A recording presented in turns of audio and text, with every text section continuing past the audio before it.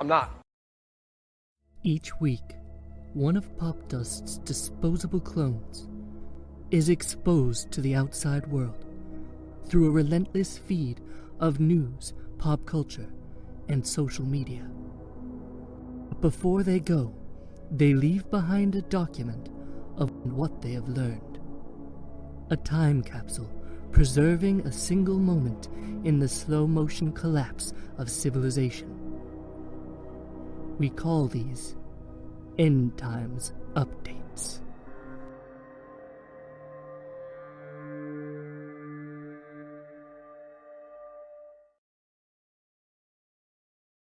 Oh, hi. Welcome to another End Times Update, presented by Popdust.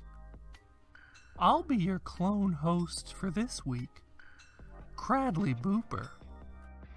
I'm not who I thought I was, okay? I'm not.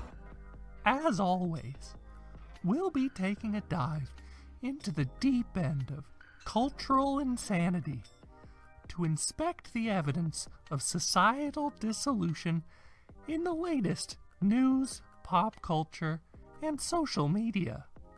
So, if you find yourself overwhelmed at any point, just pause the video long enough to smash that like button, and don't forget to subscribe for more existential dread.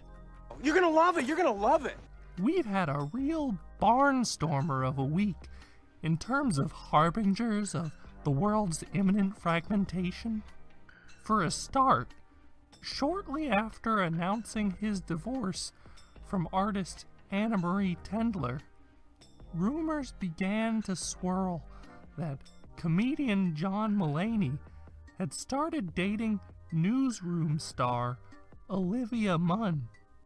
Considering the fact that Munn has long been seen as a sort of nerd sex symbol, while Mulaney has described himself like this, "Whoa, that tall child looks terrible." They might just be the most surprising pairing we've ever heard of. Marty McFly is a 17-year-old high school student whose best friend is a disgraced nuclear physicist. Well, maybe it's not that surprising. Like, this might as well happen. Adult life is already so damn weird.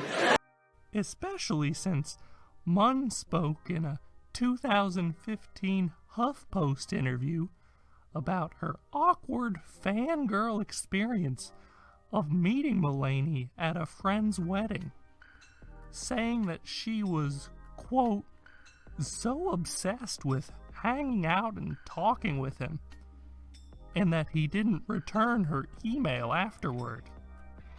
Ouch. Still, considering some of Munn's previous boyfriends, including Chris Pine, Green Bay Packers lead quarterback Aaron Rodgers, and a rumored affair with Justin Timberlake, it's hard not to see John Mulaney as kind of a step down. I know, so I'm back to being the disappointment in the family. In other news, this week, Pose star Billy Porter revealed that he has been HIV positive since 2007, but had kept it a secret out of a sense of shame he'd internalized from his Pentecostal upbringing. In an interview with The Hollywood Reporter, Porter said, quote, "The truth is healing, and I hope this frees me." I'm looking forward to living a truly joyful life, a truly peaceful life. I'm on the road to healing myself. There's nothing better. Singer Demi Lovato shared their own truth this week, announcing through social media that they're non-binary and will be using they-them pronouns from now on. I feel that this best represents the fluidity I feel in my gender expression and allows me to feel most authentic and true to the person I both know I am and still am discovering. In California this week, a class action lawsuit was filed against Gwyneth Paltrow's health and wellness brand, Goop, after one of their "This Smells Like My Vagina" candles allegedly burst into flames on Texas man Colby Watson's nightstand. And it turns out this isn't the first time one of these candles has had an alleged flare-up.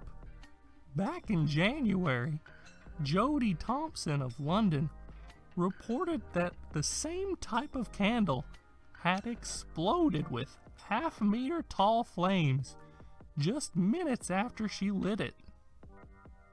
At the time, Thompson posted an image of the scorched candle to her Instagram with the message, "Yeah, thanks, Gwynny. Stuff your flaming vagina." But the big news this week has to be the 60 Minutes report on UFOs, which featured former Pentagon officials and Navy pilots discussing their experiences, theories, and concerns around the strange things that have been spotted and recorded zooming around the skies at speeds far in excess of any jet. Imagine a technology that can do 600 to 700 G-forces, that can fly at 13,000 miles an hour, that it can evade radar, and that can fly through air and water and possibly space. And oh, by the way, has no obvious signs of propulsion, no wings, no control surfaces, and yet still can defy the natural effects of Earth's gravity. That's precisely what we're seeing.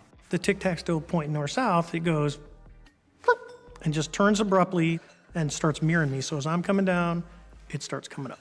So it's mimicking your moves. Yeah, it was aware we were there. So I go like this, and it's climbing still. And when it gets right in front of me, it just disappears. There was 4 of us in the airplanes literally watching this thing for roughly about 5 minutes. Seconds later, the Princeton reacquired the target, 60 miles away. Pilots speculate they are one of 3 things: secret U.S. technology, an adversary spy vehicle, or something otherworldly. While it's hard to know whether these anomalies are enemy vehicles, bizarre natural phenomena, or something far stranger than we have yet to imagine, I, for one, certainly hope that they're aliens.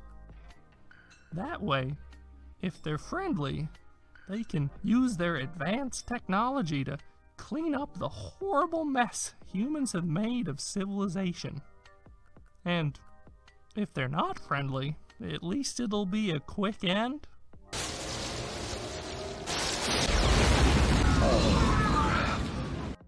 Speaking of the end, that does it for this week.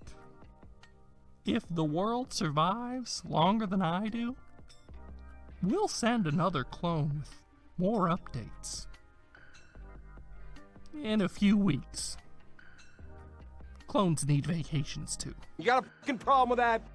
Until then, bye.